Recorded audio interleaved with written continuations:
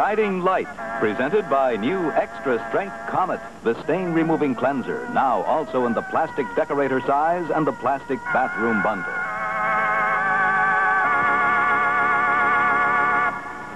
2-1, Josephine. Yep. Comet can remove stains better with one try than your cleanser does with 2 tries. It's that good? New Extra Strength Comet gets out stains far better than any other leading cleanser. Even yours. Want to see a test on that food stain? I want to do it myself. Be my guest. Here's my cleanser's first try, right? Right. Wet it and wait. Stain's still there.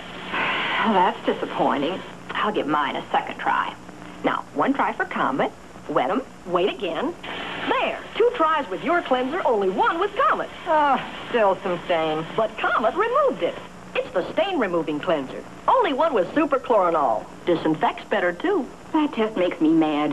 Why? I've been buying the wrong cleanser. Don't get mad. Get Comet. New Extra Strength Comet gets out stains far better than any other leading cleanser. I don't know why you let Peggy go in the first place.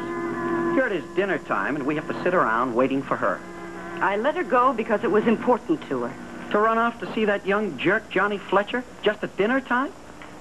I think it's more important for her to stay home. Boy, I sure wouldn't have let her go if I'd been here. In the first place, Johnny Fletcher isn't a young jerk. He's a very nice boy, and he's Peggy's friend. All right. You shouldn't encourage her to be too friendly to him. I don't know how she could find anybody any nicer. He's a lovely boy. Well, what are you, a matchmaker?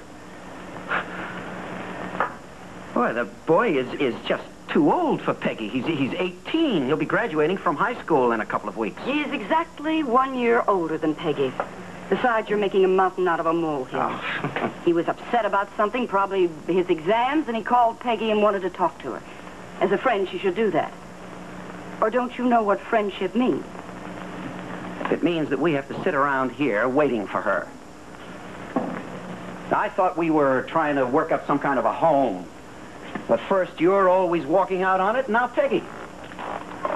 Oh, I haven't walked out on this home yet.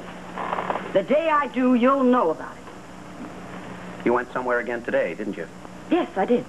And I'll probably go someplace tomorrow, so you might just as well get used to it. Well, where did you go this time? I went to see George Hayes. What about? He's looking for a part-time secretary. What's that got to do with you? I'm looking for some part-time work. Are you kidding? I'm making a fortune out of that restaurant of mine.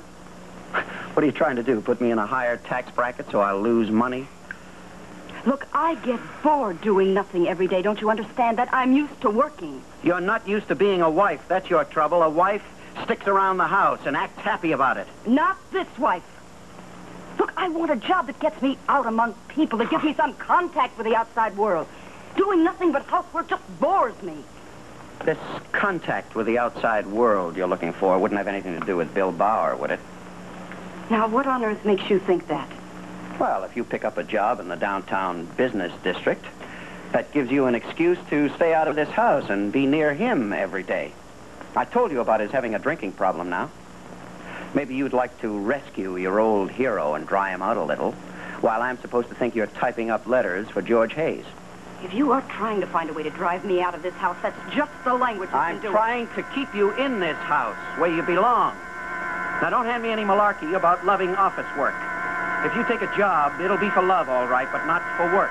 Now, listen, Ben, I'm not going to... Oh, honey, you're back.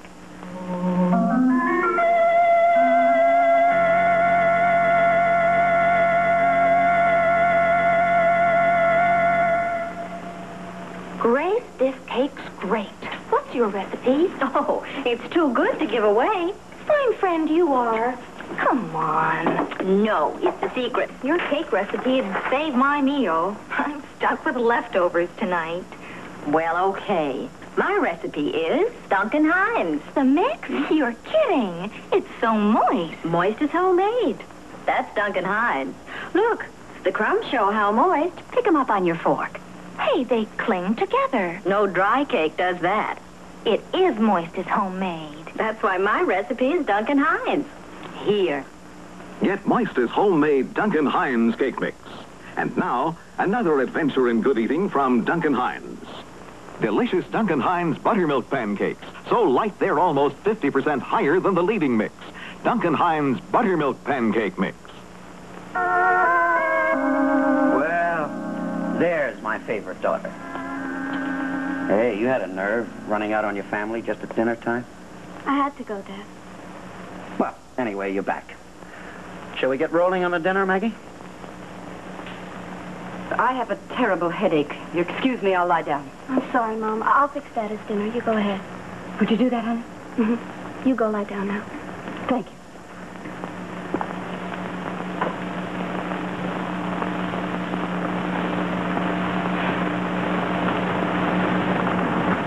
You and Mom were angry at each other when I came in. Yes. A little, maybe. Oh, don't let it throw you, honey. An occasional squabble is part of being a family. You wanted a family, didn't you? Oh, believe me, sweetheart. It was nothing important. It's all over now, isn't it? I hope so. Well, I'll go fix our dinner now. Oh, take it easy. I'm not hungry yet. Sit down a minute, honey. Let's have a little talk. All right. As a matter of fact, I'm not hungry either.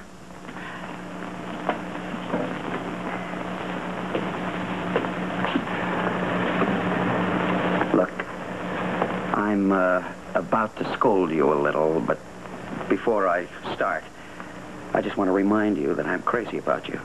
You know that, don't you? But what do you want to scold me about? Mom said it was all right that I go out. She didn't mind, and you were Well, home. honey, I know your mom understands, so do me a favor and let me understand, too. Now, what is so important with Johnny Fletcher that takes you away from us at dinner time? Well, if you'd really like to know, I want to tell you. But first, you have to promise to keep it a secret. It's Johnny's private problem. All right. We'll consider it a secret. Now, what is bothering your boyfriend? Well, Mrs. Fletcher told him something today. Something that made him feel it's his fault she lost her baby. What? Oh, it isn't. Not really, but she made him feel that it is. Well, I don't get it. Why would she do that? Unless it is his fault in some way. Well, in a way, he is a little responsible. You see, he used to keep his room in a mess all the time. He doesn't now, but he used to. And today, Mrs. Fletcher told him that she was trying to clean up his room, and she fell and lost her baby. I see. And John said she feels a lot of resentment toward him because of that. And he feels just terrible about the whole thing. He didn't even want to go home today. Well, whether he does or not is Johnny's headache. I don't think you should be getting so mixed up in that boy's life like this. But he's my friend. He means a lot to me, don't you understand? Honey, what I understand is that you shouldn't be getting so mixed up in Johnny's affairs. But you have to care about your friends. And John is my very best friend. Yes, but don't let this friendship business run away with you. That's all I'm trying to say. Look, you have a family now, right? And you have a nice home now, right? So let's not have Johnny Fletcher pull you out of it. Oh, Dad, please try to understand. It's because I'm so happy with you and Mom that I went. I love you being together, and I love our family. And John is having troubles with his family now. And I know what he's missing. That's why I feel sorry for him, don't you see?